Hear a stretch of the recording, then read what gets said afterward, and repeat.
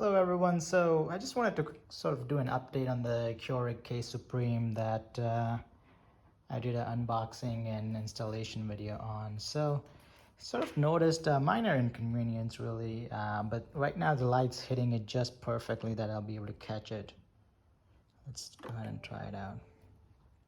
So I'm just gonna brew some, whatever, it doesn't matter. I don't have any cup in there. It does the same thing even if I do have a cup in there. So here's what happens.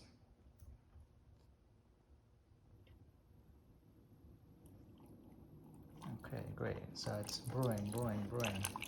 And then as some water collects in there, you'll see the splashes, right? It's splashing kind of all over the place. You can see the back, but just like that, it's splashing in the front, on the sides, kind of all over the place. And I'm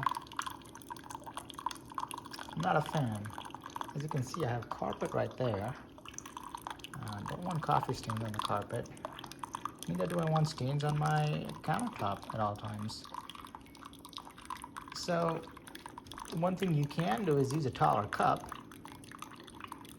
but that's not the point, right? I mean, it really shouldn't be doing that at all. I'm not sure why the stream is so uneven that it's splashing all over the place. It's a minor inconvenience, and I do have some tall mugs that I've been using, but I'm using this normal size mug just to kind of show you. So here, let me show you the mug. So this is sort of a normal size mug, so it's not really a small mug or anything like that. It is sort of probably 3 to 4 inches tall. Anyways, thank you for watching. Like, subscribe, comment, and I'll see you on the next one.